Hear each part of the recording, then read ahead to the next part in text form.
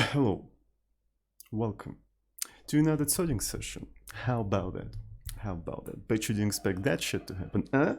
Yet another Zosian session. So today is, what? I think today is Tuesday, if I'm not mistaken, and that means today, according to the skidoodle, something is now noodle.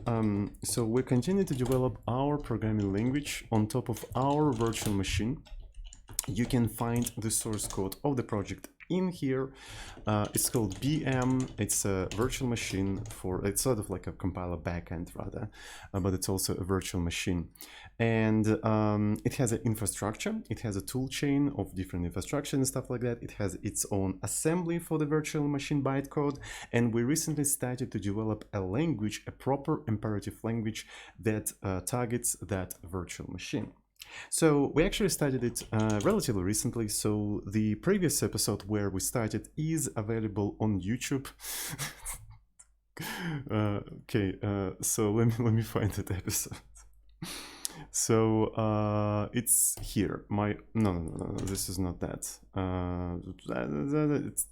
Yeah, my own programming language in 2 hours. Okay, so to actually learn about how the development of the language has started, I really recommend to watch this video. So previous episode where all of this started. Right. So let's take a look at the language itself. Right, the language is pretty straightforward. It's pretty actually not straightforward, but simple. Right now, you can only do this in this language. And I'm not even joking. So it supports only a single procedure. It supports only a single hard-coded function, and it only supports string literals. But it works, but it actually works. So you can try to compile this entire thing. So let me rebuild the build tool. No build.c. Okay, and no build, I think it's something like examples run, and if you run hello bang, okay, I think I haven't fetched the latest changes. Could not open file something. I think I need to rebuild everything. Okay, let's try to rebuild everything. Okay. Let's try to rebuild everything. If I try to run this one more time, it doesn't really work, even though it's supposed to be putting all of that into the examples BM, right, as you can see. It says could not open file, no such file exists. I wonder what the hell is going on. So we already found problems. I see. There is no examples folder. Our build tool didn't create one. We have such a great build tool. Absolutely beautiful build tool. My god. So let me see. So there is the examples command. Let's actually go to the examples command. And this is where we try to do all that. I don't know if it makes much sense to, I don't know, we can try to do something like, I have mosquitoes. Why do I have so many mosquitoes all of a sudden in my house? Like there were none yesterday. All right, so I think the easiest way to fix all of that is just to run examples and compile all of the examples. Let's just compile all of the examples. And I've started itching because of the fucking mosquitoes. There are none of them. Okay, sorry. Okay, and so if I try to run the hello example, actually, yeah, I have to provide bang. Finally, I managed to compile my program in my own language. Isn't that cool? I think it's goddamn cool. And the other things I can do, I can try to disassemble all of that. So it's going to be debusm. And as you can see, it compiles down to this assembly of the virtual machine bytecode. And yeah, so theoretically you can also try to compile this program to native code, because our virtual machine allows you to generate native code, as far as I know. So if you try to run the bang compiler directly, you can specify the target, right? And the targets we support right now are, so the virtual machine bytecode, different NASM code generations for Linux, FreeBSD, and Windows, and also for ARMs. Thank you so much to Heroes and Plots for contributing the ARM backend and everyone who contributed all of these code generations. So we are on Linux x86-64. So one of the things we can do in here, we just can specify this thing, and then I can give the example to this entire thing, and it should have created hello.asm. And as you can see, it generated an assembly from that source code, right? It generated an assembly from that source code. What you can do with this source code, you can compile it with NASM. So we're going to specify the output format as elf64, and it's going to produce an object file. And as you can see, we successfully created an object file out of that, and then we're going to link that object file into an elf executable. Right, there we go. We have an elf executable. Right, if you take a look at it, it's elf64-bit executable, least significant byte, blah, blah, blah, statically linked, not stripped. So, and if you take a look at LDD, it doesn't even have any dependencies because it's statically linked. And if you run this entire thing, it is printing hello bank 5 times. It is printing hello bank 5 times, and it was generated from our programming language, leveraging the compiler infrastructure that we've been developing for, I think, almost a year at this point. I think for almost a year, but again, this language doesn't support anything else. So it's just a quick demo of a language. So I wonder for how long I've been developing this thing actually. So the compiler infrastructure itself. Let me see, I'm gonna try to reach the first commit, so it's gonna take some time. So I started to develop this thing in December 28th, 2020. It's not even that long time ago, actually, if you think about it. Well, it's a half a year, maybe. I don't know how to count. So yeah, for quite some time, but yeah, we have a thing. And we're not using LLVM, by the way. So all of that without LLVM. Well, if we're using LLVM, I wouldn't need to actually generate assembly as a text, right? All right, so what we're gonna do today. So there is some problem with this language. So I quickly hacked it together, right? As already mentioned, I quickly hacked it together. So it easily falls apart. It easily falls apart if I try to do some weird stuff. For instance, let's just try to introduce a compilation error and see what's going to happen.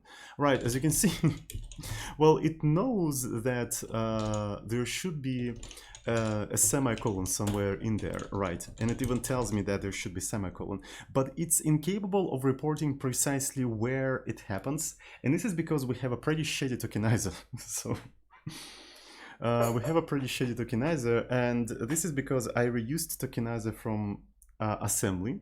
And assembly tokenizer is kind of weird because assembly is line oriented, but on top of being line oriented within a single line, it can have expressions that you can put into the operands. So the tokenizer is incapable of keeping track of the lines. It's really weird. So what I want you to do today, I want you to actually come up with a better tokenizer specifically for BASM, and see maybe I can actually reuse the same tokenizer for both BASM and Bang. Right, so I hope I didn't make any, I didn't misspoke anything. Well, that's what I'm trying to say, because I tend to confuse the languages BASM and Bang sometimes in a single sentence, and sometimes I look back at what I said. It's just like, not sure, did I mean BASM or did I mean Bang? I don't remember, but BASM is assembly for the bytecode of the virtual machine, and Bang is the language, right? So Bang is like coming from lang, but with L replaced with P, essentially. Okay, so let's see what we need to do here. So the question is, what the hell is a tokenizer? What the hell is a tokenizer? Well, so tokenizer is basically a thing that accepts an input, like text, your source code, and actually splits this code into small tokens, right? So significant tokens that have some sort of like lexical meaning, right? So for instance, if you have proc main something something, right, and you would tokenize something like this, you would get a sequence of tokens that looks like this, right? So these are significant tokens that the parser would be concerned about, right? So the interesting thing here is that if you remove this space, all of the sudden tokenization will work like this, right? So now this is a single token. If you put it back, the tokenization will work like this. But look, there is no space between main and open parent, right?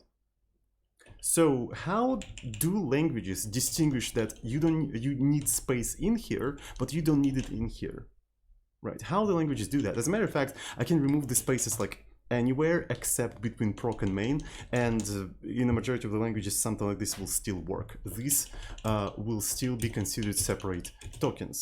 So this is done on a level of a tokenizer, right? Tokenizer is a phase at which you figure out, okay, so these spaces are important and these spaces are not important, and we get rid of all of the spaces and we split everything by specific tokens and whatnot. So that's basically what tokenizer is. I wonder if it's also called Lexer sometimes, right? So one name of this thing is a tokenizer, another one is a Lexer, but they usually mean the same thing, right? People usually mean the same thing. So if I Google up what is a tokenizer, tokenization, okay, so it's a basically process, or it could be also called lexical analysis. All of that means the same thing anyway. It's a process of demarcating and possibly classifying sections of a string of input characters. Yeah, that's what it is. Demarcating and classifying. Yeah. So here we demarcated that this is a keyword, this is a name, this is open parent, this one is a close parent, this one is open curly, and this one is open and close curly, right? So as you can see, we demarcated and classified each individual token from this input.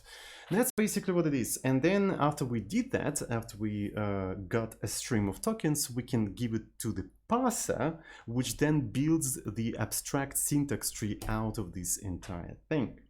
So the thing I want to have from my tokenizer is an ability to keep track precisely the line and column of each individual token. That's what I want. So if the tokenizer will identify, okay, so we have a token right in here, right? And the token itself should keep an information about what's the line this token is located at and what's the column. And I need that for properly reporting errors, right? So, and why is this stuff important? Why is this stuff important? Specifically for me, in Emacs, there's a cool thing. In Emacs, there is a compilation mod, right? So if I introduce a compilation error somewhere here in the program, right? So, and I do something like no build test and rebuild this entire thing, as you can see, the compilers usually print the errors in the following format: file path, colon, line, colon, colon in the character, colon, and then error. As you can see, this format. This is a pretty conventional format, right? So a lot of compilers support this kind of error messaging. And Emacs is capable of parsing all of that and allowing you to click on these things and actually instantly jump in here. And so do a lot of other tools, right? So this is such a conventional format, and I want my compiler to generate errors in that specific format so I can at least integrate with my Emacs and potentially with other development tools that also support the same format. That's why it is very important for me to keep track of precisely rows and columns of where the tokens start. So if I detect an error at that particular place, I can tell the user where it is. So, and right now I'm incapable of doing that because our tokenizer that we use in Bosom cannot track lines, because lines are tracked in a different phase because Bosom is line rated. It's a mess. It's a mess. Trust me, it's a mess. And today we're going to try to clean it up. So we're going to try to develop a new tokenizer from scratch, and we'll try to design it for our needs from ground up. Right. Sounds good. Sounds Gucci. Sounds Tamaguchi. Cheers, comrades. I put too much salt in my tea. Oh boy. Okay, anyway, so let me see what we can do in here. Let me see.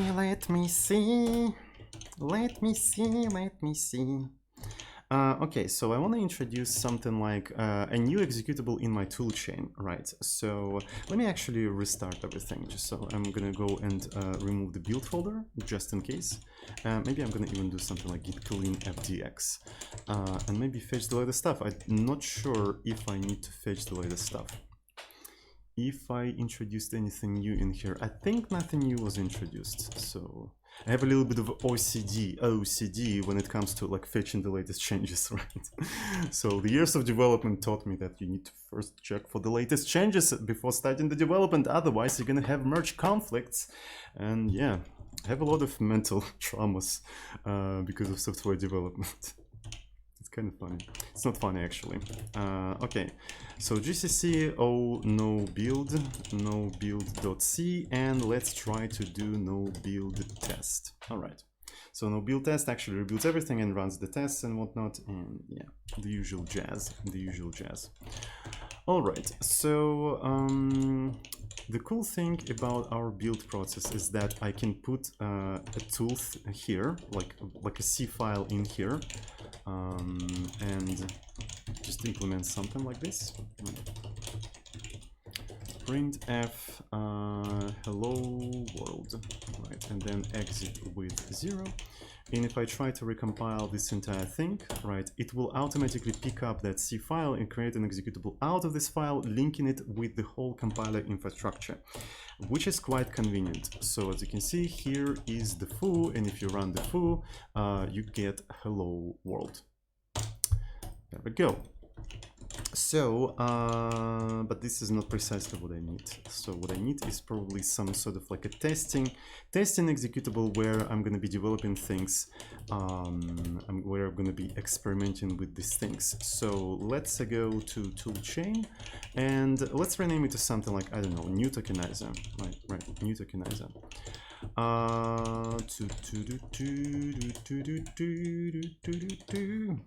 So, what do we need? We need to represent the input of the tokenizer somehow. I'm going to be using string views for that, right? I'm going to be using string views for that. So here we're going to have some sort of a content, right? Maybe, I mean, it's not that hard to actually automatically accept the input from the file, because then once we have a file, we can instantly report the errors appropriately. Okay, so let's put something like this. I don't know, maybe we're gonna accept this thing via the command line arguments. Why not? So it's gonna be char argv, and if argc is less than 2, we're gonna print something like sorry, you didn't upsy dipsy, facky wacky, programmer. Okay, so error, input file path is not provided, right? And then it's gonna be fprintf std error. We're also gonna do something like usage, and maybe here I want to put some sort of a program, right? And input bang.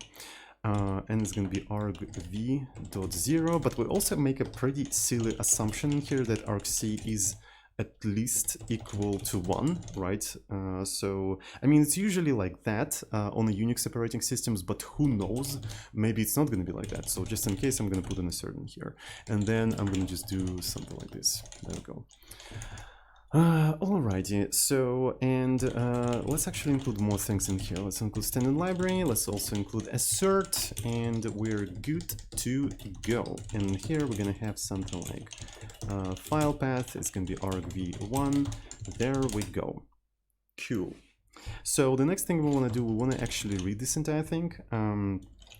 So in a library, we probably have something like slurp file, there we go. And to do that, I need to include the arena.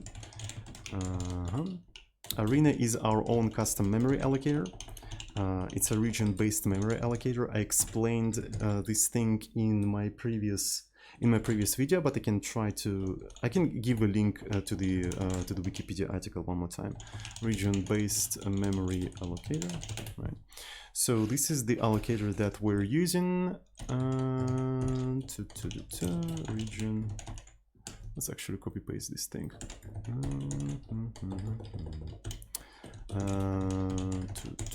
Boom. So yeah, check it out if you never heard about this kind of thing. It's a rather interesting thing. So yeah, and we need to actually allocate arena somewhere here. Let's actually put it like that. Let's allocate it in a static memory just in case it consumes too much memory. And we're gonna pass it in here. So here's the file path, and file path SV from sister. I think this is how we do that. SV.h, SV from sister. There we go. So that's what we need to do in here. SV from sister, and in our case the sister is the file path, and then we need to provide the content, and the content is going to be just this thing, also 0 initialized, of course. All right, and if after that this returned a negative value, that means something wrong has happened. We couldn't read the file. And why we usually cannot read the file? Well, file does not exist, right? Or it's a directory. Or maybe not a file, right? So not a regular file. I'm sorry, not a regular file, because I know that somebody is going to be always like, actually, in Unix world, everything is file. Okay, regular file. POSIX has a notion of regular files to distinguish them from directories, sockets, pipes, and so on and so forth. Okay, so it's not a regular file. All right, so but even not all the regular files could be open, whatever, doesn't matter. So if we couldn't open this file for whatever reason, we're gonna do something like std error, error, and what's gonna be in here? Could not read file. We're gonna put s in here, and then the reason, and it's gonna be file path, str error, error no, there we go, and we're gonna exit this entire thing. There we go, mother flipper. Error no.h, and we also need to include string.h. Boom, boom. Does it compile? Probably doesn't compile. Do I even know C? Oh, of course it doesn't fucking compile. And I'm acting like I know what the fuck I'm doing. Of course, it's argc twice. Sure.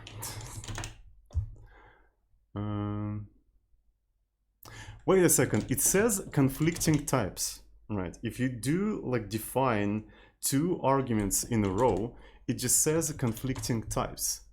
But what if I define a function where I have 2 arguments where the types are not conflicting? You know? Well, if they're not conflicting, they're at the same time. Is it gonna work? Maybe it's gonna be a redefinition. Yeah, it's a redefinition. Okay, let's say that one of them is a forward declaration.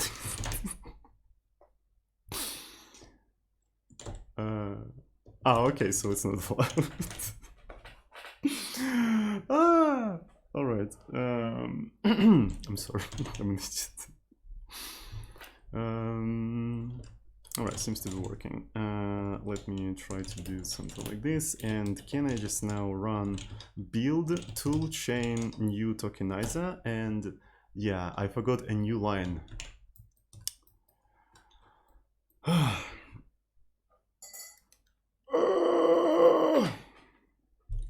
It's not that big of a deal, I'm sorry. And of course I forgot to put a new line in here, a 2 as well. So might as well actually rebuild everything from scratch.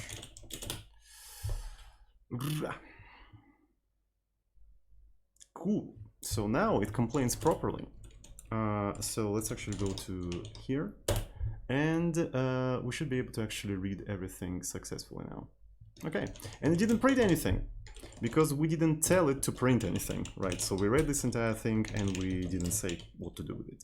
So let's actually try to print this entire thing and see what's going to happen. So it's going to be svrg, and it's going to be a content, and let's go. I wonder if I can rebuild on the very specific tool.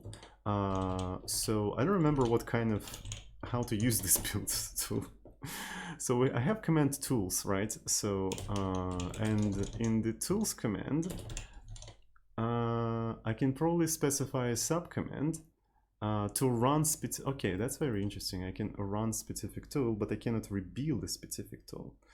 All right, but maybe I can only rebuild the tools without like testing everything. So it's gonna take less time, question mark, and there we go. So here we managed to read the file and we managed to print it. Perfect. So finally we can start tokenizing things. All right. So let's try to understand what the hell is a token. What the hell is a token?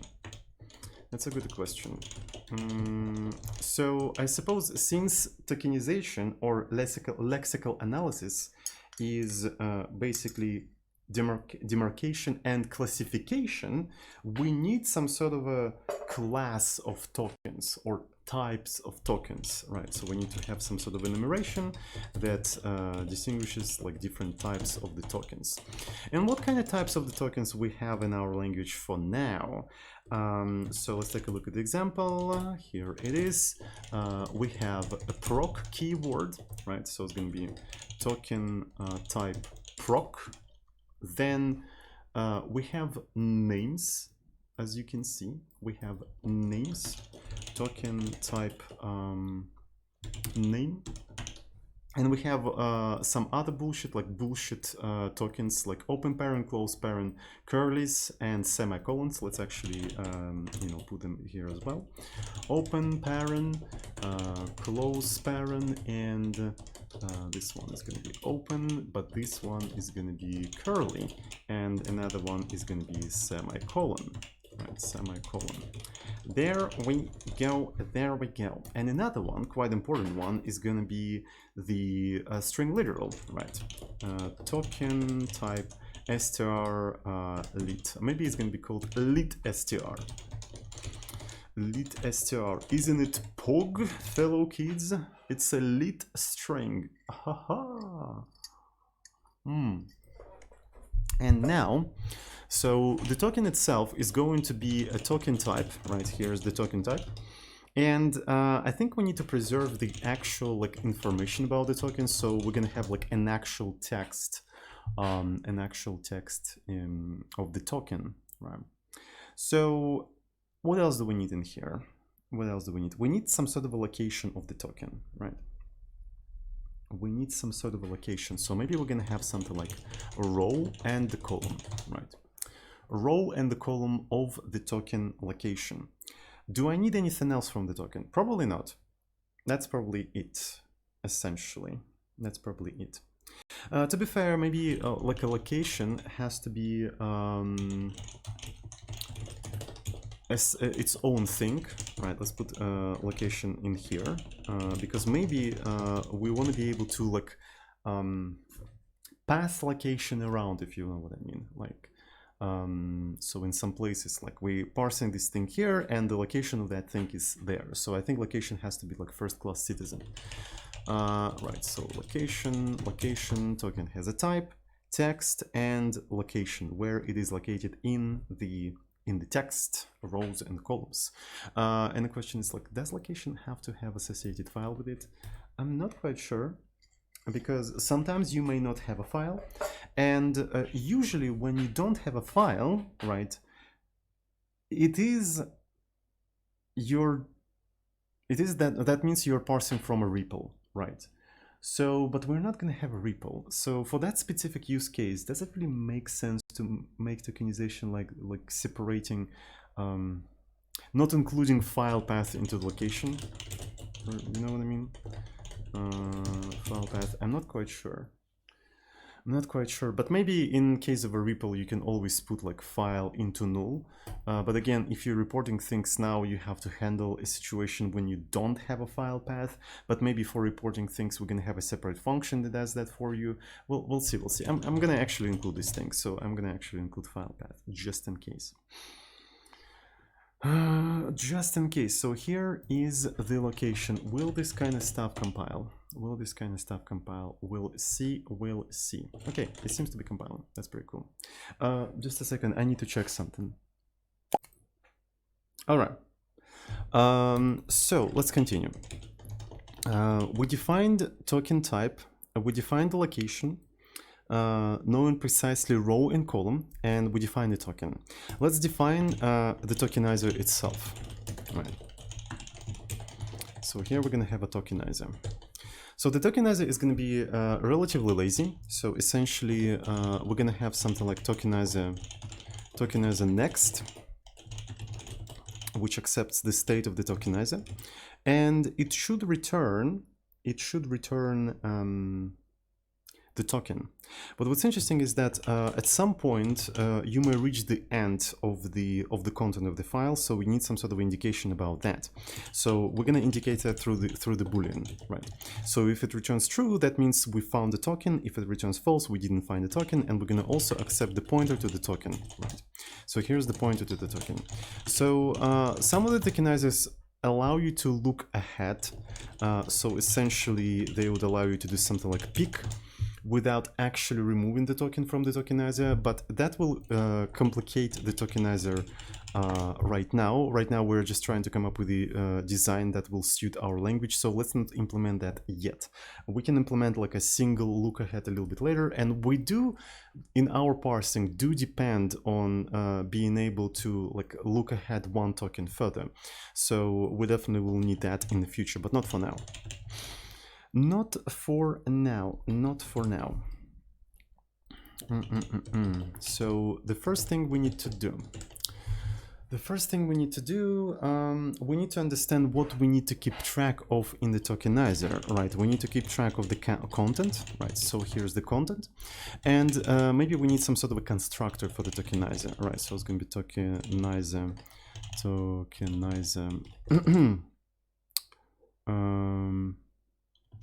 from SV. Tokenizer from SV. That sounds all right, I suppose. Here's the content.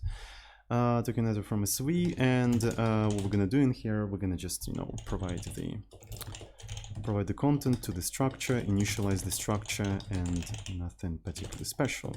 Right, so this is gonna be the content. Cool. So what else do we need in here? I suppose we need to keep track of the current row, right? We need to keep track of the current row. And since we need to keep track of the rows, I think the tokenizer is going to be more or less line oriented, right?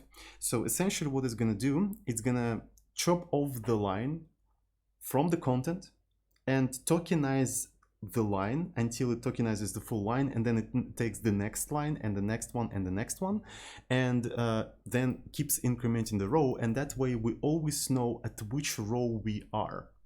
Right. So to be able to do that, we need to keep track of the current line. We need to keep track of the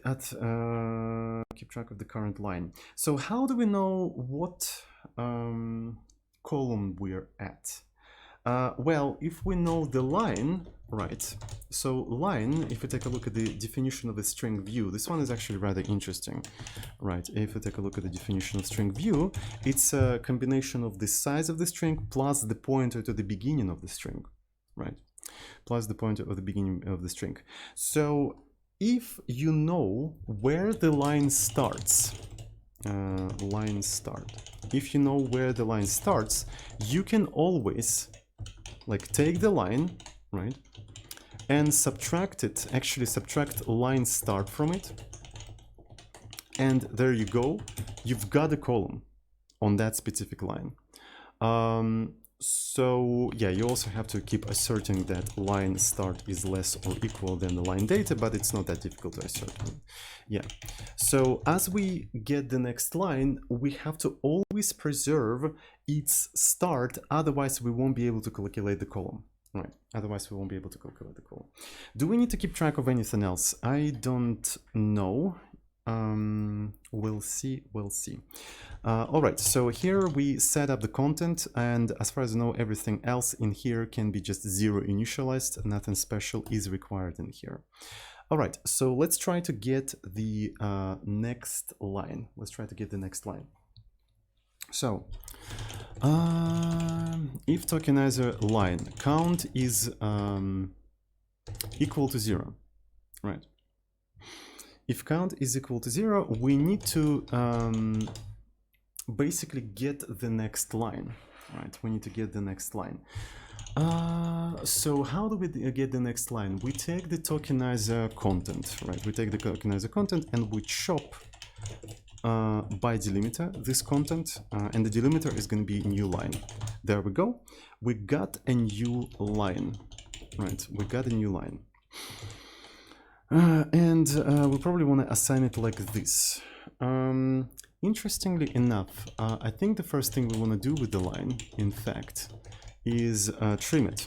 So we're gonna do trim left, which will automatically remove all of the spaces in front of the line, and we're gonna reassign this thing back to the line, right?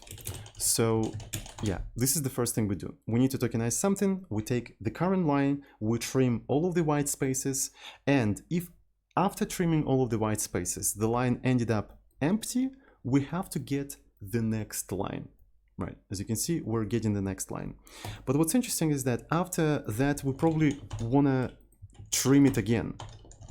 We want to trim it again. But you know what's interesting is that after that, the line can become empty again. Right, so it will be true in case of, like, if your file has a bunch of empty lines, right? So you need to keep getting the lines until you encounter something that is not empty. Right. So in that case, maybe one thing we want to do in here is, like, while line count is equal to 0, while doing all of that, we keep getting the next line, But because of that, we may run out of the content. Right, we may run out of the content. So what we need to do in here, while line is equal to 0 and count and content is not equal to 0, right? So we keep pulling the lines, and while we get empty lines and the content is not empty. So once we hit any of these conditions, so we either process the line or we just say that, I'm sorry, we processed everything. Okay, so if after all of that, after doing all of this stuff, you ended up with an empty line, well, there's nothing much to say. We automatically return false, right? We reached the end. We were pulling off the lines, and we couldn't find anything. On top of that, we also need to increment the row every time we see the new line. On top of that, we should not forget to save the line start, right? And the line start is going to be equal to the line data before trying to trim it. It's quite important. If you try to save it after the trimming, you're going to lose the start. Thank you. Yeah.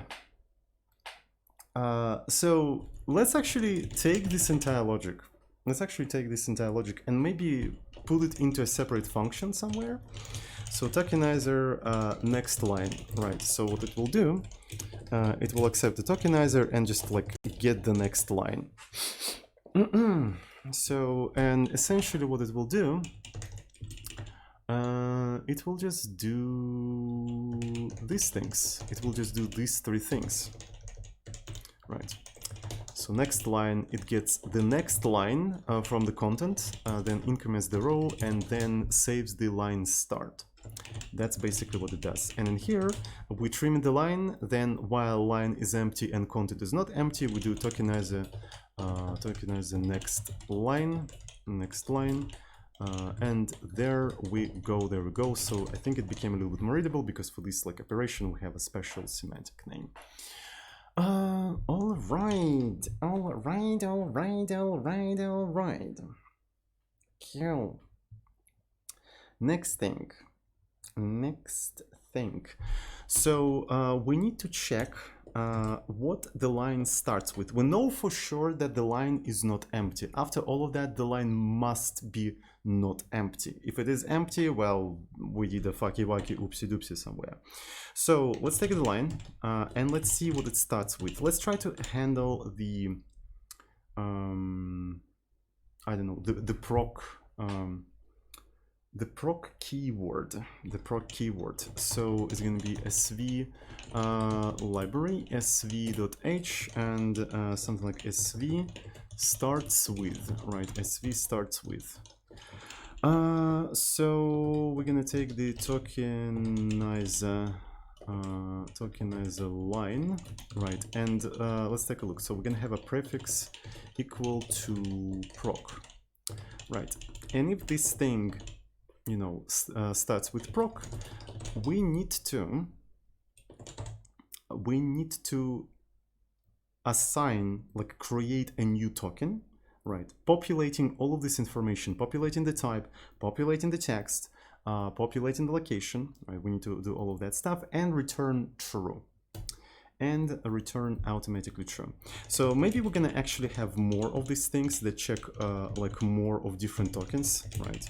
So another one is gonna be open curly or open parent and so on and so forth. And if we reach this point, that means we encountered an invalid token. So Boolean means that we reached the end. So right now, to indicate the invalid token, we can just crash the application. So it's going to be something like false, unknown token. There we go. So we have an unknown token here. Alrighty. So let's try to populate the token. To populate the token, we actually need to know the size of this string. We need to know the size of this string. So let's actually save it somewhere here. Let's give this string here. Proc name. Actually, for this thing, I can actually make it static. So the difference between SV and SV static is actually quite simple. Let me demonstrate you. So SV actually uses C-style cast to take designated initializer and create SV out of it. SV static does not exist. This is because I keep copying this small like string view implementation to my different projects, and in different projects I keep adjusting it, but I don't have a centralized repo where I would store this string view library. And it's actually a pretty cool string view library. Maybe I just need to, you know, pull it out into a separate repo and reuse it. So I don't end up copy pasting it over and over again. But it's so simple. Like, I don't see any point in extracting it into a separate library. Like, you can just implement it yourself. Yeah. I don't know, but in one of my projects, I defined something called SV static, right, which accepts C string literal, and the main difference between SV is that it doesn't perform that C style cast. Right, it doesn't perform this C style cast, which makes it suitable in a static context. Let me demonstrate you what I mean. So I wonder, let me go somewhere here. I wonder if this entire stuff even compiles. Let me see. So probably doesn't compile as usual. So let's first fix the compilation errors. Tokenizer, no previous. So this is not a compilation error. This is not a compilation error. So this one, let's actually comment it out. Okay, so it seems to be working. So imagine that you have a static array of string views, right? String view SVs, and you want to put them like this, right? It's going to be SV, hello, then world, then full bar, and so on and so forth. Because of the SV macro being implemented as this thing, as a designated initializer, like casted to string view, so it's needed for this thing to be placed almost anywhere. This is not going to work, right? So let me show you what the compiler will tell you. Well, surprisingly, it worked for some reason. in expansion. So it says the nodes. Yeah, it says initializer element is not constant, but that didn't cause the problem. Oh, because it's a pedantic, it's not standard. Yeah. All right, so that's the problem. It's not standard because pedantic got triggered on this entire thing. So to calm down pedantic, I created SV static, right? Which basically just doesn't have that. Yeah. And the pedantic is not confused anymore. Is not angry anymore, rather. It is not angry anymore. So, and for these kind of things, you can even use something like static, right? Because you don't really need to cast it to anything because the type of this thing is known. So, yeah, that's pretty much it. That's pretty much everything I want to say. Okay, so let's take a look if at the line. If the line starts with proc name, right? It starts with the proc name. What we're gonna do? We need to construct a token, right? So how token is defined? Token. So token is going to be, token type is going to be equal to token type proc. There we go. So then we need to define the text. Well, text is a string view, which means it's a pointer plus size. So we know that the pointer starts at the line pointer, so we can say something like data should be equal to the line data, right? But the size of this entire thing, the count, is going to be equal to the proc name count. There we go. That's what it's going to be equal to.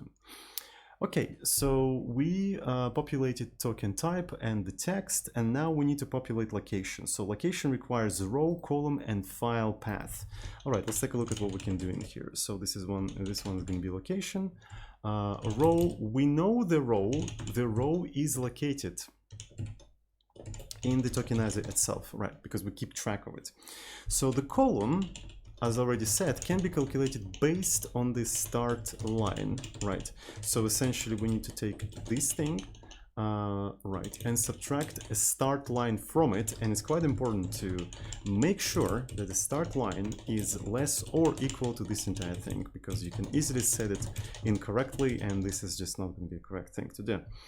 Right, so we populated row and column, and now we need to populate the file path, and we don't have it anywhere. So where can we get the file path from? So I guess the easiest thing to do in this particular case would be to get it from the tokenizer, right? So it's going to be file path, right? Just keep track of the file path. And the question is, where can we get the file path from? Well, maybe we can provide it in the constructor. Why not? So let's actually provide it in the constructor. So it's going to be something like this, and this one is going to be the file path, and then we can put the file path somewhere, I don't know, here. So this one is going to be const char file path, something like that. That makes sense to me, more or less. So yeah, this is how we create a new token, and of course after that you need to return true, indicating that yeah, we found the token. We found the token here. Okay, so is it going to compile? Let's see. All right, so token from SV, no previous. Let's actually put statics in here because it's not going to shut up. Do we have anything else? So this is also going to be static, and what do we have in here? Token as a start. Did I actually call it line start? Yeah, I called it line start. Okay, I fucked it up. So do we have any other things? And of course, and yeah, copy pasting code, by the way. Copy pastes the mistakes. Okay, this one is interesting. All right, so long int. Oh, this entire thing is long int, right? It could be negative, but due to this condition, we know that this thing is going to be positive, so we can quite safely convert it to here. There we go.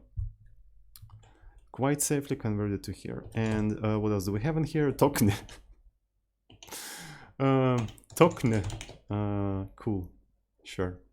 Tokne. Finally, almost, tokenizer never know use. Okay, so everything went more or less okay, and this is how we create a new token. But that is not enough. That is not enough. we also need to advance the line. We need to advance the line by the size of the proc name. That's what we need to do. So that means we need to take the line and take the count. Actually, so I think there is a SV function to do that. Let me see. So in the library, if I take a look at SV, there is something like drop. Do you have a drop? I remember you had a drop. Don't you have a... It only has a chop. My God. But I mean, it has like chop left and chop right, and it accepts the amount of characters to chop. And I think, yeah, I think we can just use that and drop the result. Okay, so what we can do in here is we can take the tokenizer,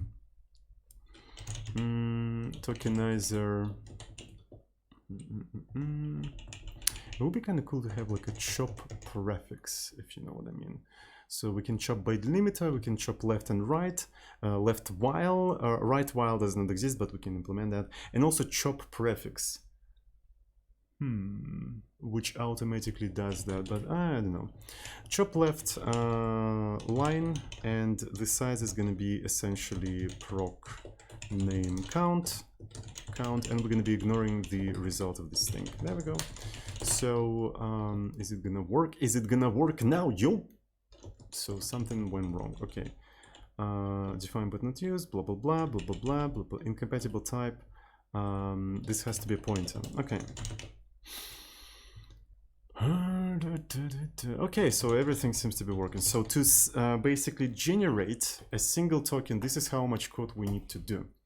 And we probably will have to repeat this code every time we detect a new token. So that's one of the things we can do. All right. Cool.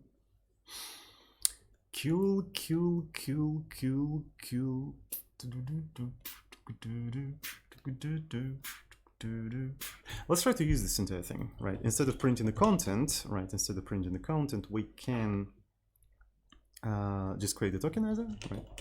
Tokenizer. I think tokenizer is a too big name. But it is what it is, and it isn't what it isn't. Okay, so here's the content. We do have a content file path. Do we have a file path? We do have a file path. There we go.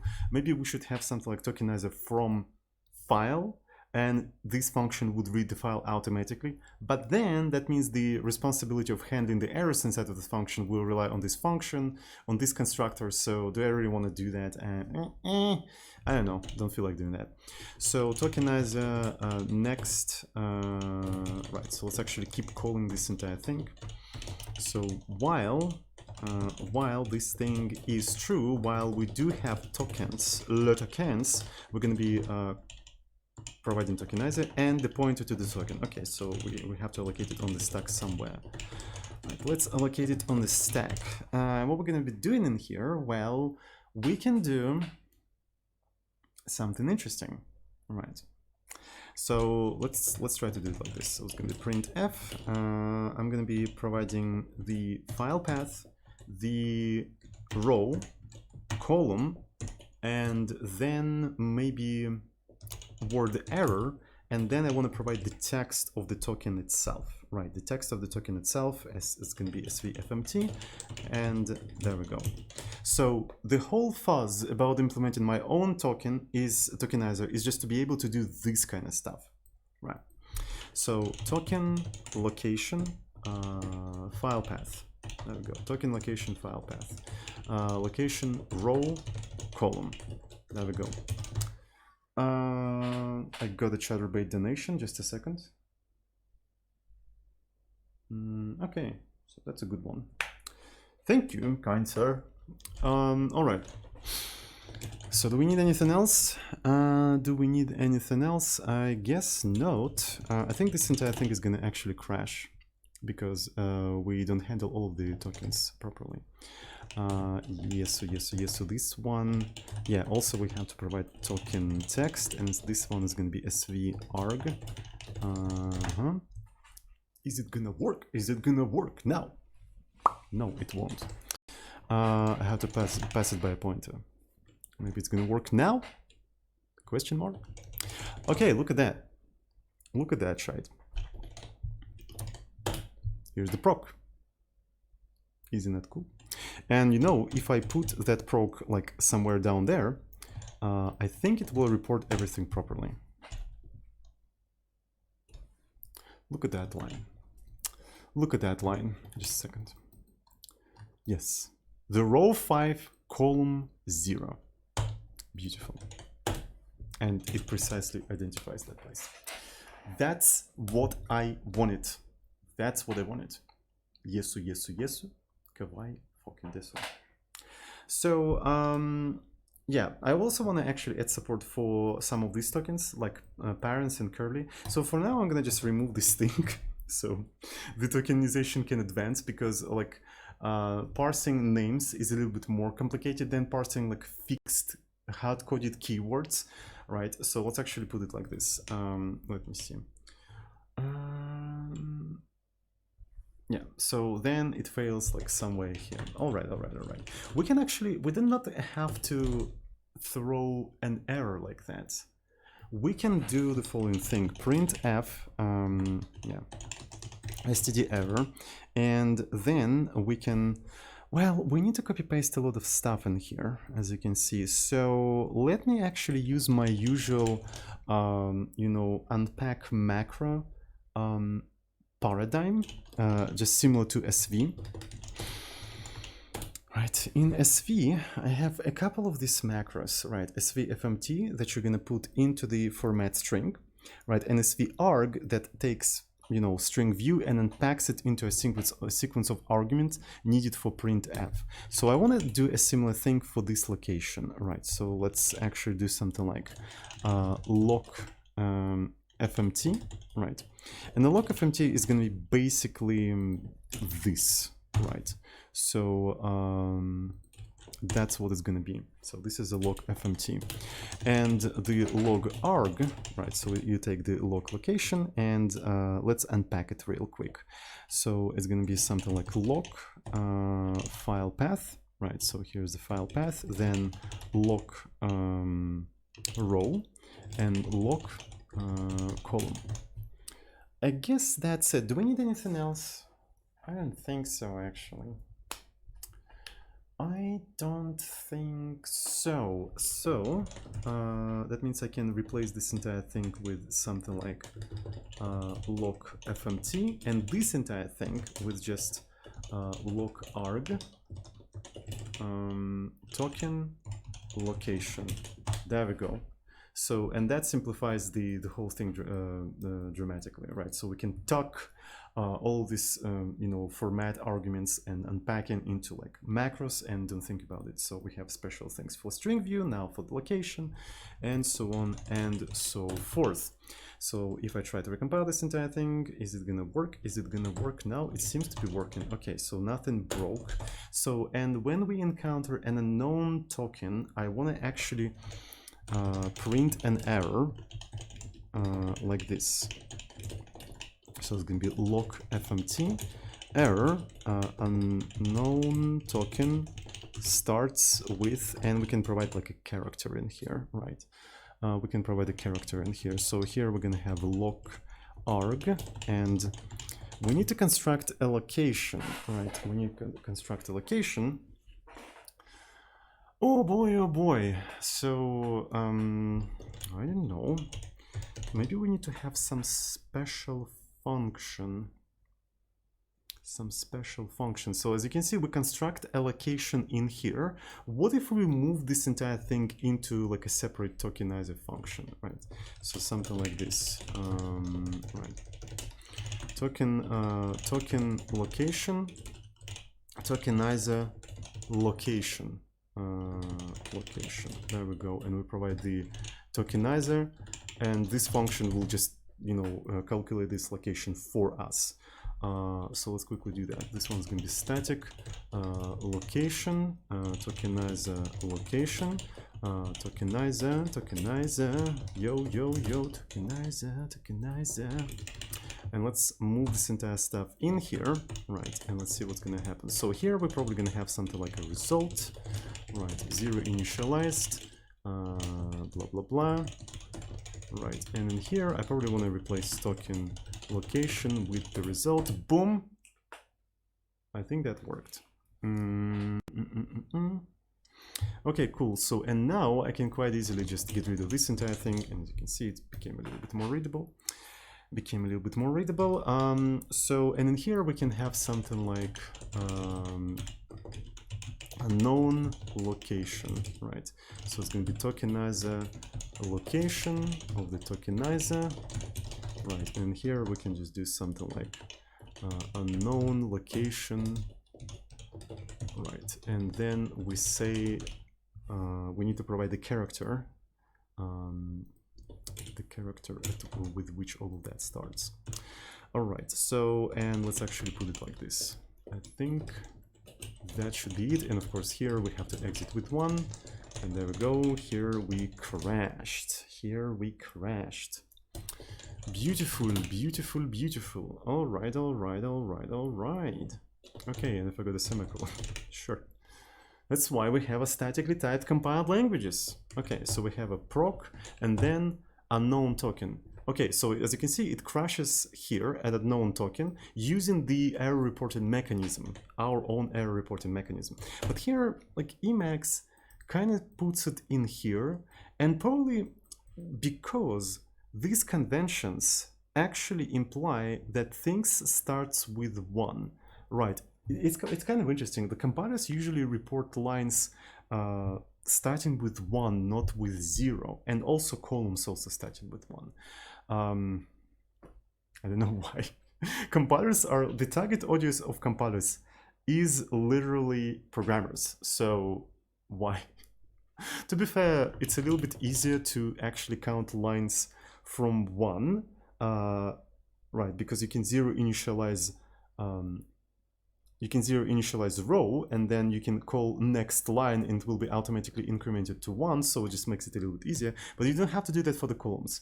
Maybe people usually do that for the columns for the consistency, right? Since rows start with 1, let's actually also make columns start with 1. It's not that difficult to fix actually, right? So once you calculate the column, right, you just do +1, right? Just do +1 and there we go. You're good to go. And now you will be able to precisely identify your token. So if I click here, right, Emacs jumps in here, right? So yeah, we precisely know where the tokens are located. So we just need to add more of these kind of tokens. All right, let's try to do that. So here's the proc name, and interestingly enough, maybe I'm gonna do something like token text, right? Proc name. Token text, and I think I can quite easily just put it like that. And for example, if I want to support open paren, I can just copy paste this chunk of code and put paren in here, and I'm gonna have a support for paren. All right. So as you can see, here is the proc, here is the paren, and this one is a known one. So, and you can just keep copy pasting this chunk of code, which indicates that, well, we could probably compress that into something. We can probably, extract this as a reusable piece of code. Specifically, I'm thinking of extracting this piece of code into something that constructs like a new token based on the size, because as you can see here, we don't really care about the specific text, right? Look. Nowhere in the body of this if we care about specific text. We only care about specific size of the text, right? So that means we can have a function that based on the n size of the text can create a new token for the user of this function for consumption, right? So this entire thing is probably going to take a tokenizer, right? So it's just going to take a pointer to the tokenizer and the size of the token. Maybe let's call it token size, right? So here is the token size. And also probably it needs the token type. Sure, why not? Token type.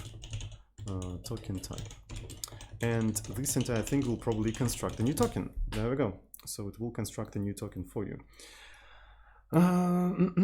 So, and it should also automatically update the line and so on and so forth. So we need to come up with a name for this function. So let's actually do something like tokenizer speed token, right? So let's call it speed token. And I can just take this entire thing and copy paste it into this function, right? So here we have to assign, well, to be fair, let's actually do it like this. So it's going to be token initialized completely with 0, initialized completely with 0, and let's return the token. So this thing will automatically also update the token line and whatnot. It's going to do everything for you automatically. So here's the token token type. So we provide the thing, then token size. Right, then we extract the location, right, we extract the current location, and then we trim everything accordingly, right, we trim everything accordingly. So there is one thing that we have to be super careful about, I think. It's that we're basically chopping off,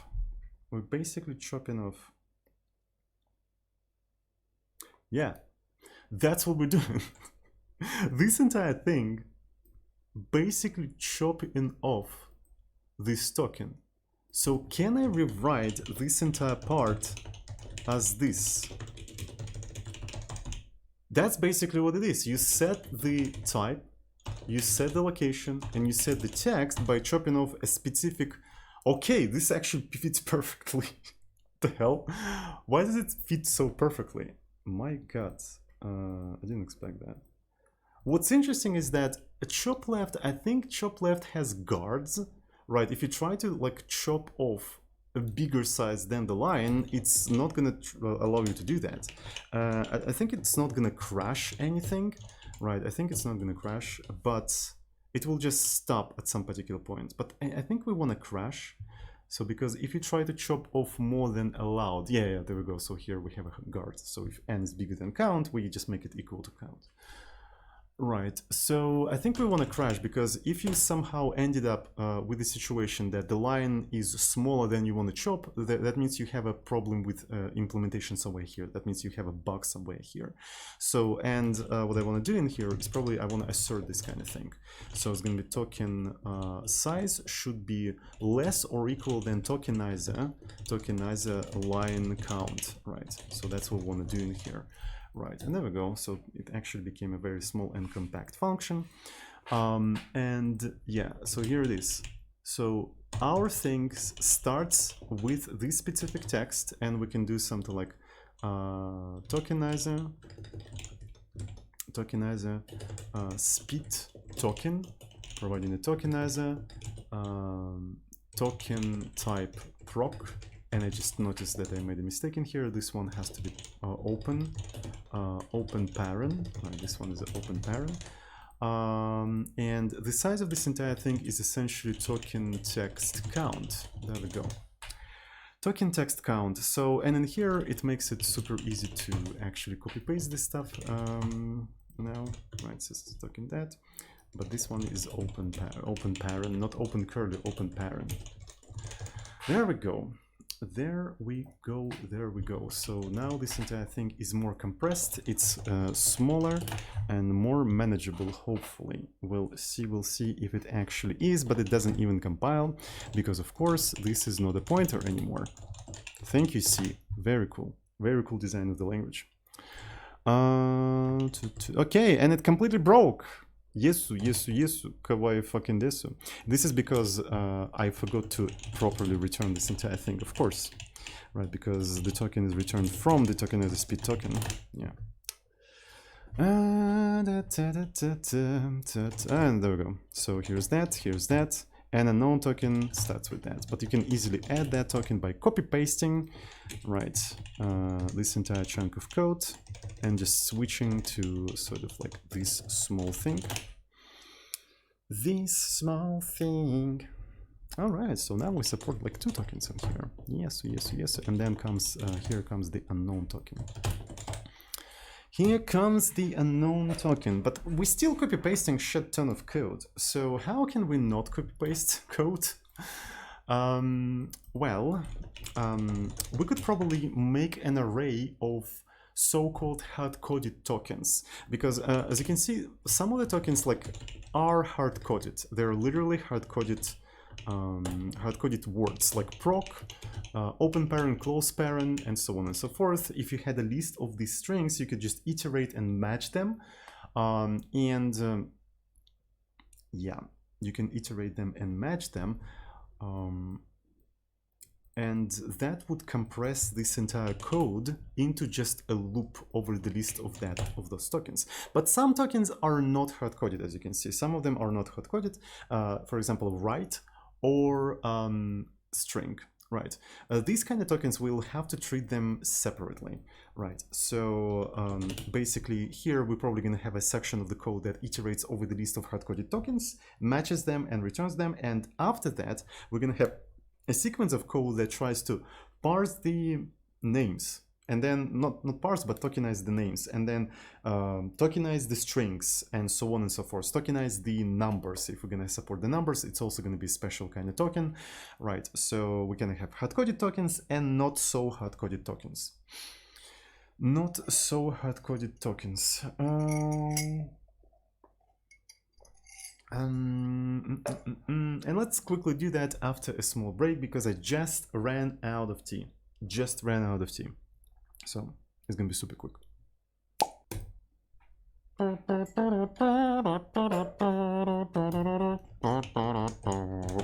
Okay, let's actually put this entire shit into like a list of strings or something like that.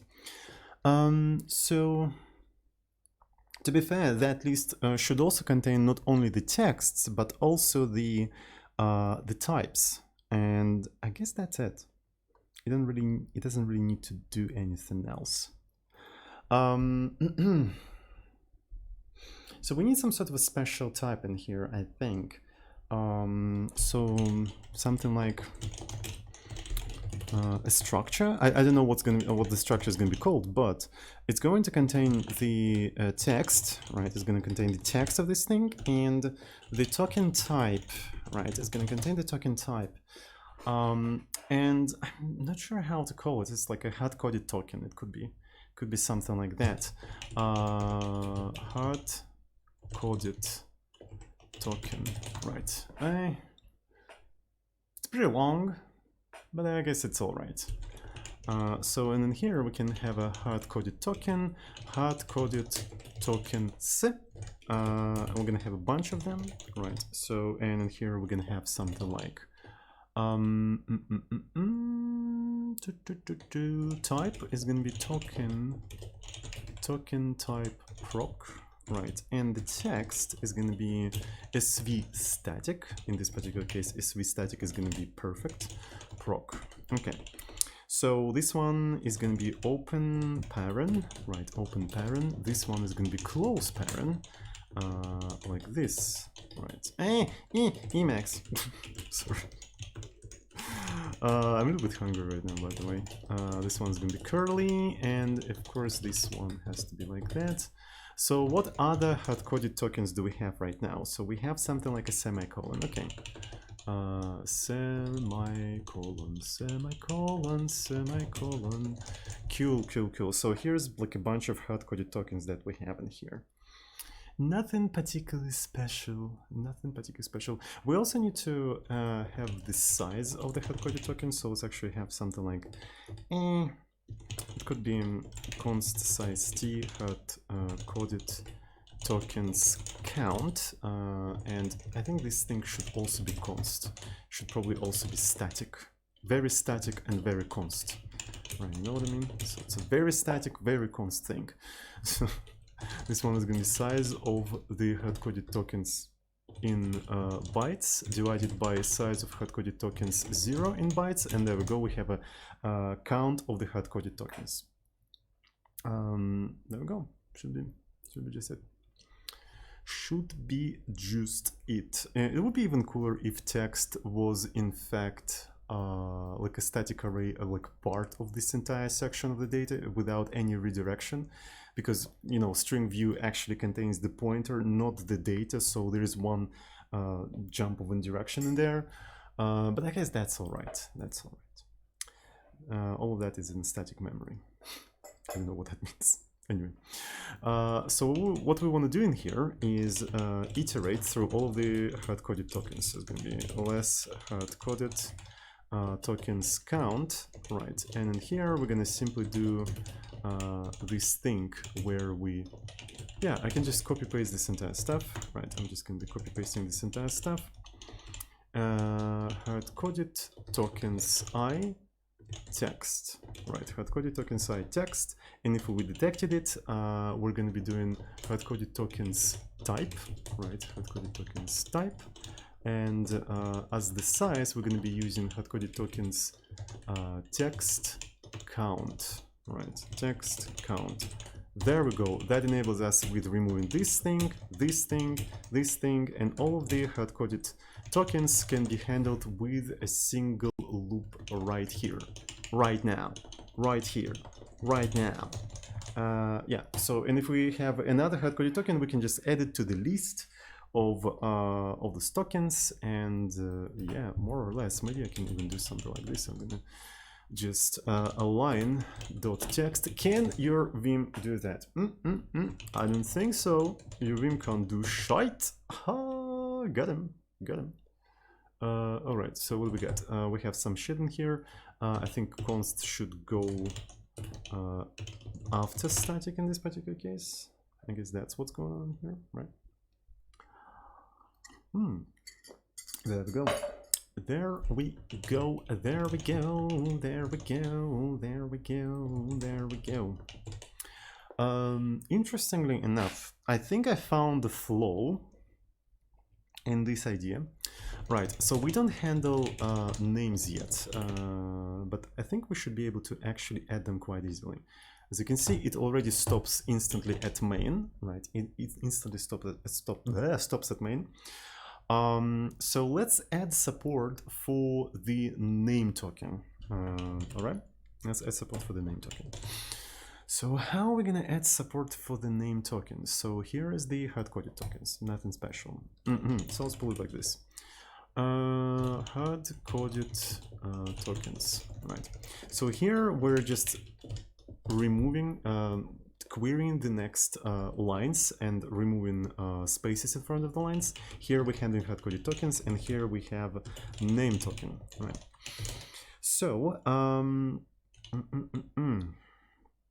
what we need to do in here is probably chop this entire thing while it is the name, while the character actually one of the characters of the name, right? Because the name can consist of a fixed amount of characters, so it can consist of A through A to Z, then also capital version, then the numbers and the underscore, right? So we need a special function, special predicates that indicates whether the character is the name. So let's actually put it like this. It's going to be is name.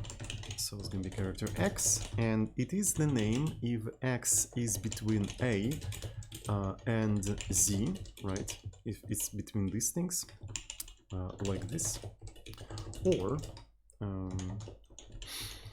it's between the capitalized version of these things. It's going to be something like this, of course. Capitalized version of this stuff, and also this stuff, or it's equal to underscore. So this is the name.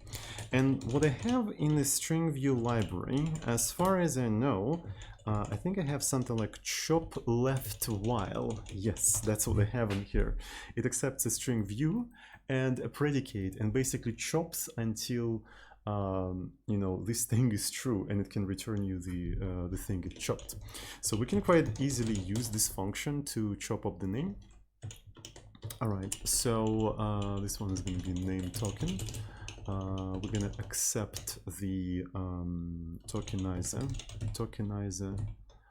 line. Right, here is the tokenizer line, and as a predicate, we're going to put a name in here. Okay, if name token count is greater than 0, that means we found something. And what we need to do in here, we need to tokenizer speed token. We're going to provide the tokenizer. So we are providing the type. I suppose the token type is going to be just a name, and the size of this thing is going to be just a name token count. There we go. I suppose that's what we're going to be doing in here, and of course here we'll have to return it like this, and then we're going to return true. There we go. There we go. There we go.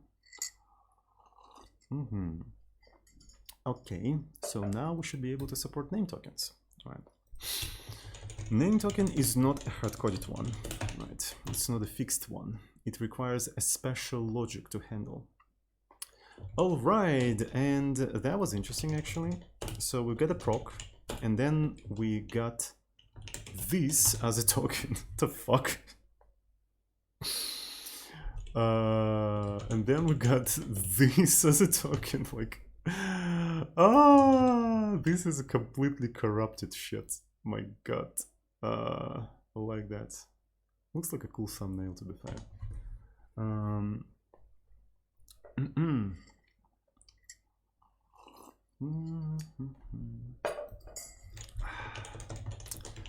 So it didn't even advance properly. That's what's funny about it. This is because chop by delimiter already advanced that for us. Okay, so that's why it corrupted. Okay, I see now. What was funny is that it stopped at some point, which is hilarious in my opinion, but yeah. So essentially, chop by delimiter already updated the line, but speed also updates the line, so it's kind of like So maybe one of the things we can do here, we can just implement that in slightly differently. So it's going to be size n, right? And while let's put it this way, n is less than tokenizer line count and tokenizer line data n is name, we are incrementing the name. Now, if name is greater than 0, after all of that, right, we are spitting out the token. So we're going to spit it out like this. Right, we're just going to use the type token type name, and the count is going to be the n count, right? So it's going to be like this. Might as well actually put a special scope in here so the n doesn't leak outside of that scope. Right, and let me see what we got in here. And come on, bruh, come on. And I think we got it. So here's the proc, then main, parenthesis, curly brace, write this thing, and then we've got an unknown token that starts with this stuff. There we go. There we go. There we go. We've got an unknown token, and I suppose for that unknown token we can have a special thing in here, right? So so string lit string literal, right? String literal. It could be something like this actually. If that was really weird. Okay, so that's what I wanted. Only if tokenizer line data equal to this thing, what we're gonna be doing is maybe we're gonna be having like n equal to 1, right? And basically, while n is less than tokenizer line count, right, line count. Oof, this one is complicated. So I suppose since we're handling this line-wise, we won't allow new lines in string literals, at least for now, because I didn't take that into account while designing this entire thing. So I'm gonna put a to-do in here. Okay, so something like to-do tokenizer does not support new lines inside of the string literals, right? So maybe this will require like a special handling and whatnot. So less than line count and something like tokenizer line data and not equal this thing, right? We're going to be just incrementing this thing by 1. All right.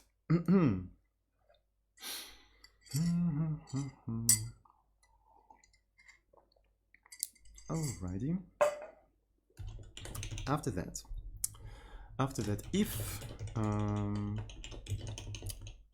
n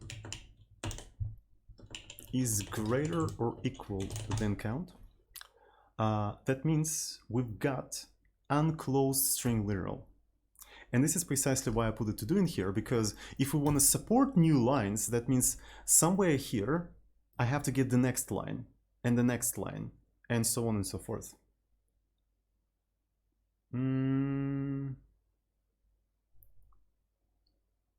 Which is not that hard, actually.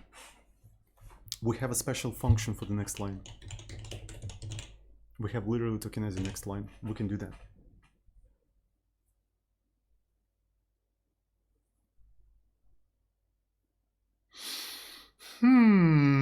It's actually very interesting. Okay, wait a second. While okay.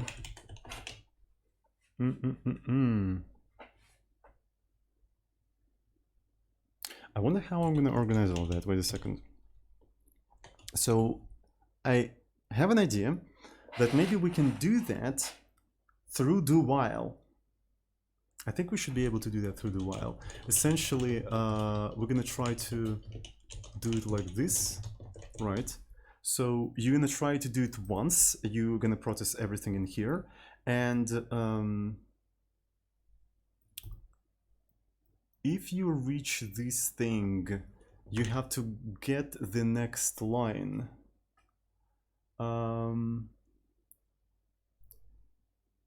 Nah, it's not that easy. It's not that easy. But essentially, what I want to do in here, right? What I want to do in here, if this thing is greater, I want to get the next line. So it's going to be tokenizer next line provided with the tokenizer, and I want to go here again. So if the tokenizer is greater than 0 and tokenizer content count is greater than 0, I want to keep adding things, but it's not going to be that easy. It's not going to be that easy because it's going to be like split into like several things and whatnot. It's going to be split into several things. Okay, so that turns into a pretty complicated algorithm, but I think it's doable. I think it's doable if you have like a next line. But for now, let's actually leave it as it is. So we're not going to support new lines in here. Right, so essentially if you encounter something like this, right, if it's greater or equal, that means you have unclosed string literal, right? And let's actually report this as an error. std error. So let's put it like this: location unclosed quote unclosed location tokenizer location tokenizer.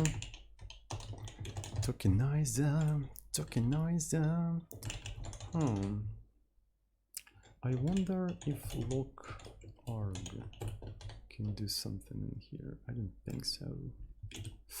All right, so this one is going to be log.fmt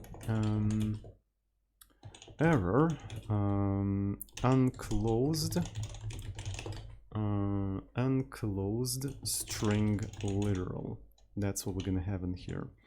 And then I'm going to do log.arg unclosed location. Here's the unclosed location. Do I need to provide anything else? I don't think I need to provide anything else, and I'm going to just like quit with this kind of thing. Quit with this kind of thing. All right. Do we need anything else? Okay, so if everything is okay, right, n is less than the size of the line,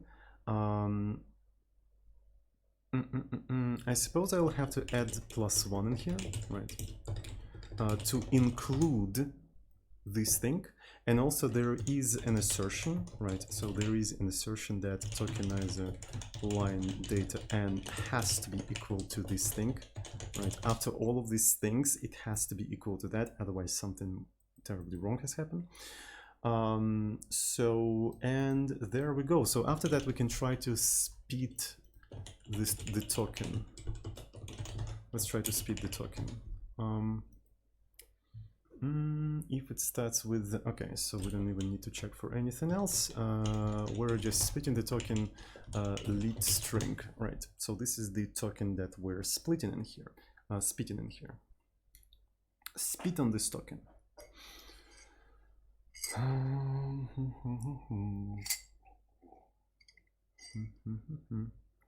All right, so hard-coded tokens, name token, and so on and so forth. Did we successfully tokenize everything? Question mark. I think we did. Look at that. Here are all of the tokens, and their locations are reported appropriately, and the whole string literal is, you know, reported appropriately. So if we try to do something like this, you know, it's kind of like weird that we're using word error to just print the tokens. Let's actually print them as nodes, right? So we can distinguish them from the actual errors. So we can distinguish, yeah, so here are the nodes, we know their locations and stuff like that, and here we have an error unclosed string literal. We're gonna actually try to close it, and this entire thing should actually work now. There we go. So here are all of the tokens of this program, and we know all of their locations precisely. We know all of their precise location. To be fair, for some reason, oh yeah, unfortunately, Emacs has a combination of keys of jump to the next error, but those things are not recognized as errors, so that's why it won't jump to the next error. Ah, Emacs. All right, so Emacs compilation mode jump to next node. Is that a thing you can have? Jump into the first, okay. Next, so there's a next error. Okay, so they have a function called next error. Do you have next node or next info? Okay, let's take a look at next error. Next error. See also, okay, so let's take a look at the source code of this entire thing. Do we have any other things like next? So defun next, it's always next error. Next matching history element. Find the next element that matches regex, but this is not what I... okay, so let's take a look at the implementation of next error. Maybe it's implemented in terms of something that can be used. Next error. Okay. So maybe there's something written in documentation, but I'm too lazy to do that. Next error, find buffer. All right.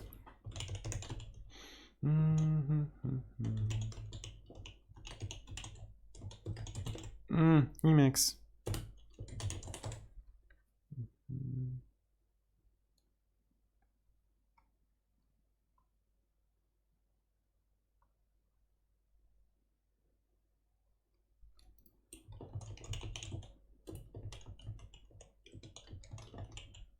I don't know. Whatever. All right, so yeah, we have all of that. Okay, and I think there is a problem in here. And the problem is this will be tokenized as two separate tokens. Yes, so that's the problem we're gonna have in here. Yep, I think. Yeah, so here are two separate tokens. Okay, let me actually switch to warnings, because I cannot jump warning between the nodes and it's really annoying. I hope I can jump between the warnings though. Okay, I can.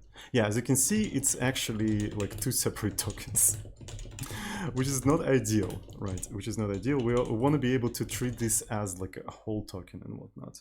So I don't know, maybe because of that, we have to try to parse the name first, right? And then hard-coded tokens. Why not? But interestingly enough is that if we try to parse the name first, proc would be easily parsed as the name, and this is not what we want. But maybe that's precisely what we want. Maybe, you know, maybe we can try to parse the name, and then we can have a separate list of keywords, separate name list of the keywords. And then if we parse the name, we check it against the list of the keywords. And if it's a keyword, we dispatch the type to the corresponding keyword. You know what I mean? So that could be a solution. So that way we could be able to add ifs and stuff like that. Let's actually add ifs right away. So ifs is going to be something like true, and let's put it like this, right? So maybe I'm gonna actually remove the code so it's not really overwhelming too much. What do we got? So if we don't even see what type of the token, I think we need to print the type of the token. Right, so here's the token itself, and in here we can just print it as the string. So, and it's going to be token type name. Token type. Oh, by the way, I just realized that it's almost the time. So the next video is premiering, right? The next video is premiering on the YouTube. Let's actually take a look at it. Yeah. So it's about to start. It's called JavaScript is sus, not gonna lie. That's basically what it's called. So is it countdown already? It's not a countdown yet. I cannot even sign in to say hello, but yeah. Hello everyone, I'm watching the premiere with you. So 15 people waiting. So yeah, I hope it's gonna be interesting. So I have like a couple of 20 minutes left, so I'm gonna continue working on the tokenizer, and yeah, then we'll see. So this is such a stupid thumbnail, but yeah. Token type name. Let's create a function that accepts the token type. Right, this is gonna be token type, and it will return you const char. Right, and this one, I don't know. It could be. We could put it into the array, but for now, we're gonna put it into a switch case. Right. This is a switch case, and it's gonna be 7 like this, and there we go.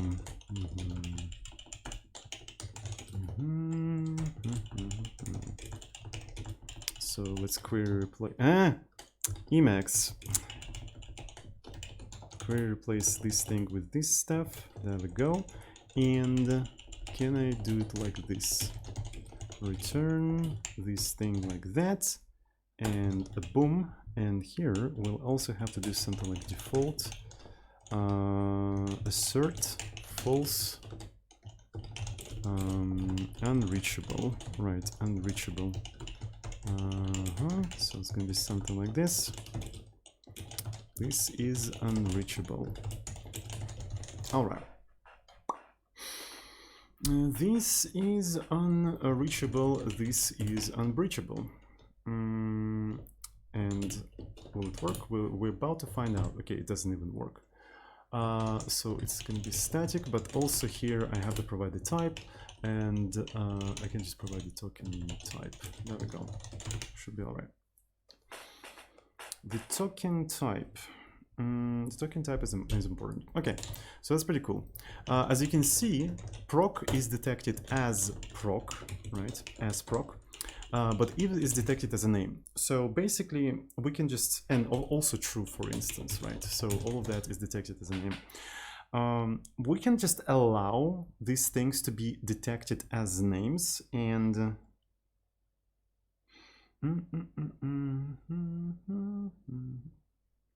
I mean, for the keywords, do we really need to have like a special token types for the keywords? Because we can check for these kind of keywords at a parsing level. And at least for now, I don't see anything bad with that yet. So let's actually remove prop completely. Let's try to remove prop completely. And so this one is gone. This one is also gone. Also, it's alright, I suppose. And let me see. Let me see. And yeah, all these things are working more or less. More or less working, more or less to working. All right, so I want to make another break for another cup of tea, and after the break we can think about the next step, because we already have some sort of a tokenizer, and I'm actually super happy with the tokenizer. It's already better than the tokenizer we have. It doesn't have a look ahead. Maybe I'm gonna actually make a to-do for that. Okay, so tokenizer does not support look ahead, or maybe let's put it this way: tokenizer pick is not implemented, right? So because I need to like a look ahead like for one token.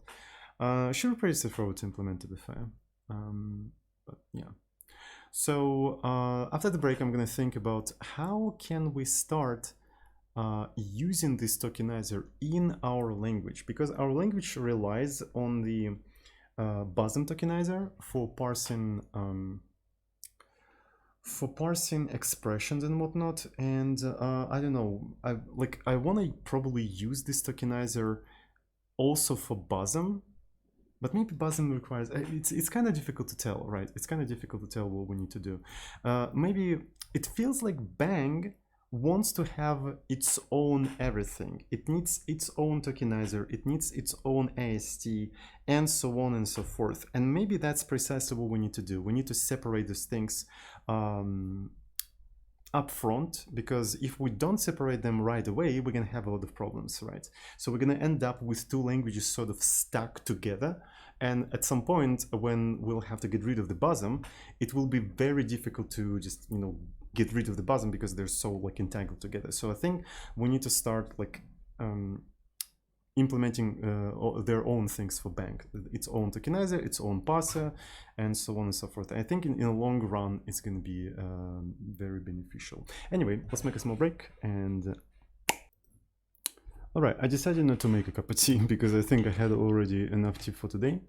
So I suppose I'm going to start integrating the new tokenizer into the bank, but I think I need to rename some of these things. You see, all of these names right now, they collide with existing bosom names. And on top of that, if I prefix this thing with something like bosom, not bosom, Bang, tokenizer, is going to be very, very long. Like, I really don't like the word tokenizer. I think something like Alexa would be way better. So tokenizer versus Alexa, it's like twice as small, almost twice as small. And the token in that case could be renamed to Lexem. I think that's a word. I think it is a word. Well, I mean, I would. Why is this not in English? Oh, it's with E. Oh, right. So it's actually longer. So maybe we're gonna actually keep it as a token. So the thing that produces tokens is going to be called Lexa. which is fine, I guess. And in that case, it's going to be called like bang Lexa next line, which is a little bit better. I really don't like the word tokenizer. Okay, so let's actually start the prefixing. So this one is going to be token type. Maybe it's going to be called bang token type. It's going to be bang. This one is going to be bang. So this one is going to be bang. This one is well, I mean, it's going to actually tell us hard-coded bang tokens, hard-coded bang tokens, and this one let's actually rename it to lock. Yeah, bang lock. So these things could be bang lock fmt. Okay, so this one is a bang token. This one is a bang Lexa. Bang Lexa from SV. So can I just go ahead? No, probably not. Bang Lexa. The next function. Bang Lexa. Bang Lexa is name. Bang is name. Bang Lexa next, and that's it. Okay, so let's actually go through the compilation errors now. Okay, so token type query replace token type with a bang token type. Let's see what's gonna happen.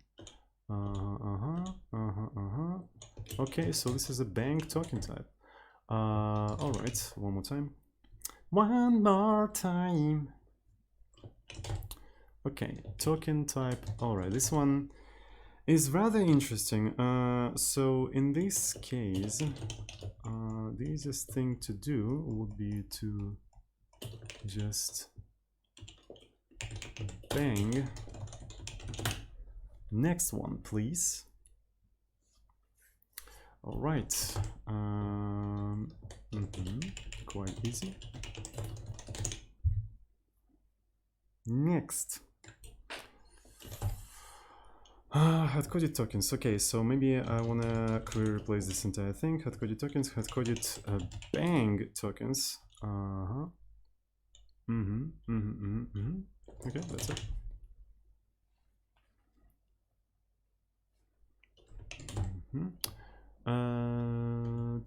To hard-coded baggin. Baggin, not baggin, bang. Bang! Bang, bang, motherfucker! Okay, so location. Okay, so maybe we're gonna actually rename it.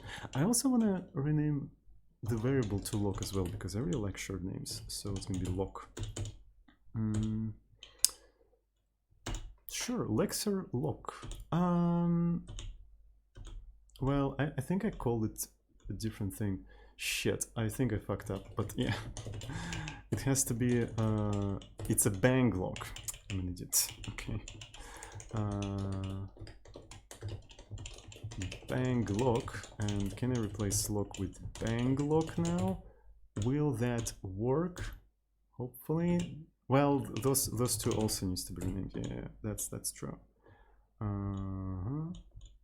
Okay.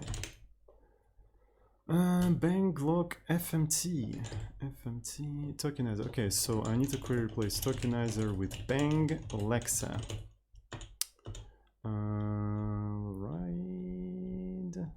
All right, and maybe just tokenizer with just Lexa. I think that's way cooler and way smaller.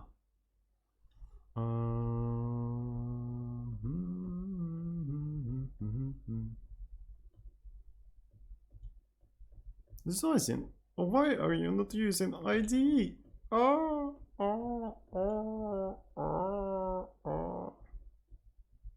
Okay.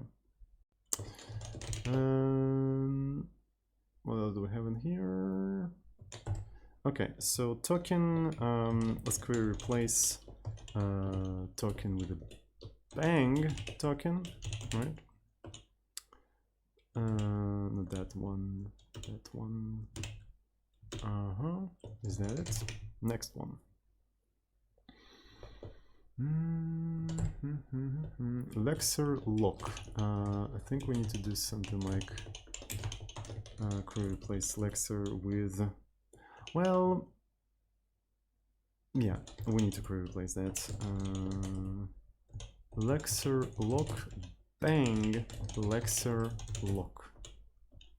All right, so hopefully that will work now to some extent. Could replace this with bang. It was actually the only one, the only instance of this function. So maybe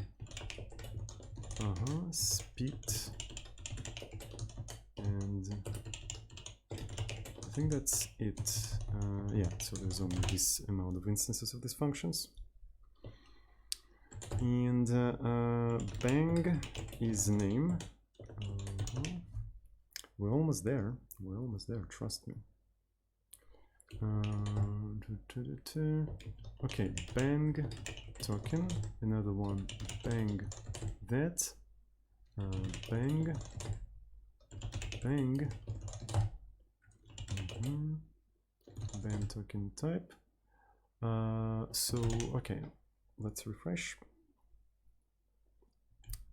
All right, and it's working. Look at that.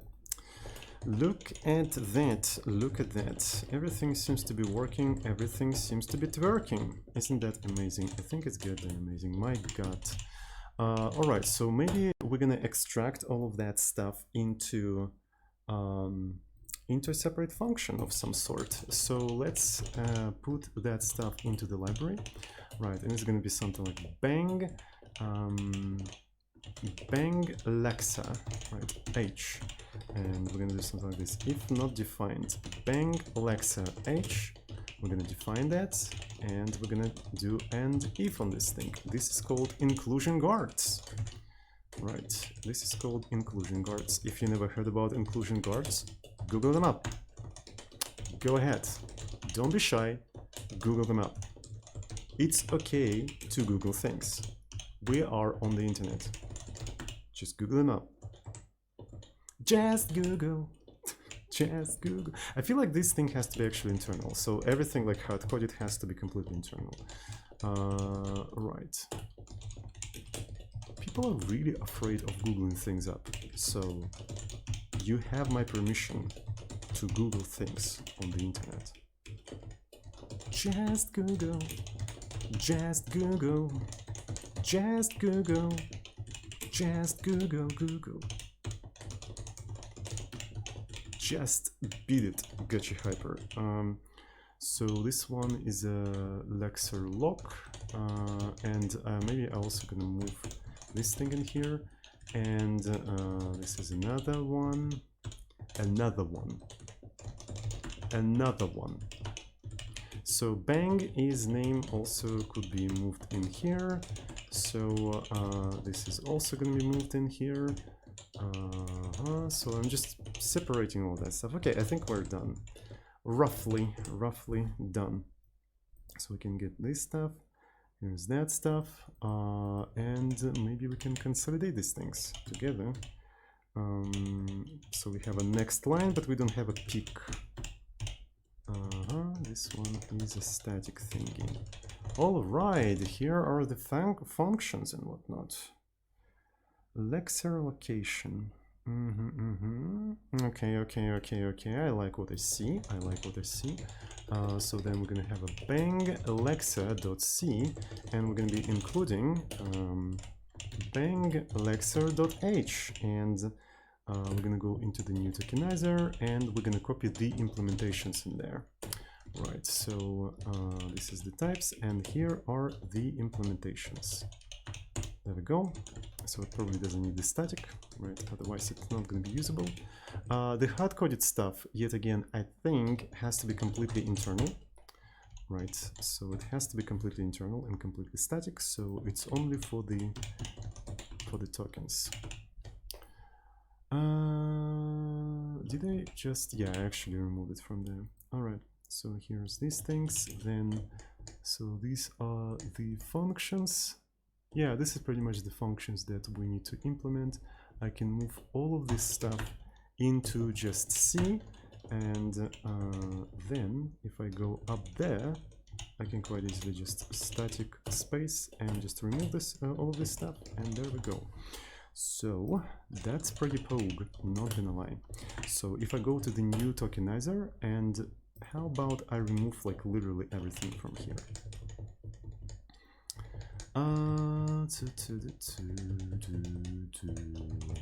And if I try to compile this entire thing, it should not compile. All right, let's take a look at some of these things. Size T. Okay, let's include stdlib, because I'm pretty sure size T is defined in stdlib. String view is defined in string view. Let's include it. Sure. sv.h. Anything else, Mr. Compiler? Bang Lexa. No previous prototype for Bang Lexa. Yes. Thank you, Compiler. Very cool. I forgot the semicolon, and instead of telling me up front, bruh, you forgot the semicolon, it tells me no previous prototype. You did it well. You did it well. All right, so what's next? So we don't have an assert in here, so let's assert this thing here. Okay. Okay. So fprintf, what's implicit declaration? Okay, so let's also include std.io, right? So it's going to be std.io.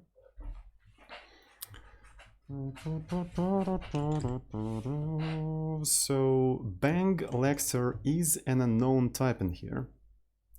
Oh, so but it fails in the new tokenizer. So now, if I include bang Lexa, probably will compile. And it did. So now the bang Lexer is a separate translation unit inside of our infrastructure that can be reused in the bang compiler, right? It can be reused in a bang compiler. So let me quickly make a pull request. So let's actually do something like bang Lexa. Right, bang Lexer. We're not going to include tokenizer because I don't think it's going to be very useful. So let's not include this stuff. NSV, I added static. And let's do the following thing. Implement Lexa for bang language. Right, and let me actually rebuild everything. No build test just to make sure that everything compiles, nothing conflicts, everything's working. And we're going to make a pull request.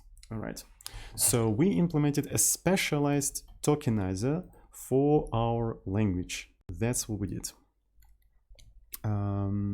Did I push the thing I committed? I think I didn't. Let's actually do push. Pushy, and committee. Boom. There we go. Implement Lexer for bang language. Q. Shit. Oh, I dropped my bottle of water.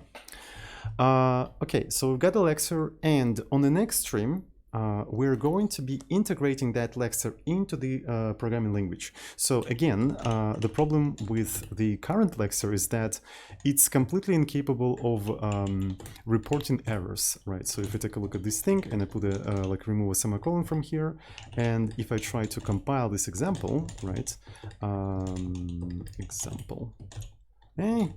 Example S. So we need to rebuild everything and. Come on, you can do that. Yeah, as you can see, it says that you're missing semicolon, but it's incapable of telling where because the tokenizer that the language uses designed for a different language, right? And that language works differently, like keeping track of the lines. It uses separate entity which is called lionizer. So, and what we did on today's stream, we basically redesigned the tokenizer for the new language. We're gonna keep both of the tokenizers in the same code base for now. Right, and on the next stream, which is going to be tomorrow I'm going to continue doing this thing. We're going to integrate that Lexer into the language, and we're going to completely separate our language from the bosom, hopefully. So yeah, and in the future, hopefully, we're not going to have any problems of these two languages getting stuck together and being impossible to separate from each other. I want them to be sort of like decoupled, right? They're still reusing the same infrastructure. They're still reusing the same virtual machine. But in terms of parsing, I don't think it was a good idea to reuse the parsing from Buzzin, because right now it's fine. I can probably hack it together so it reports errors properly, but it's going to be a pain in the ass in the future. So we need to address that as soon as possible. So we need to pay off that technical debt as quickly as possible. All right, that's it for today. Thanks everyone who's watching me right now. I really appreciate it. Have a good one, and I see you all tomorrow. Tomorrow we're going to continue doing this thing, and we're going to integrate our Lexer into the programming language, and it's going to be a fire. Yikes. All right. Thanks everyone for watching. Love you all. Mwah.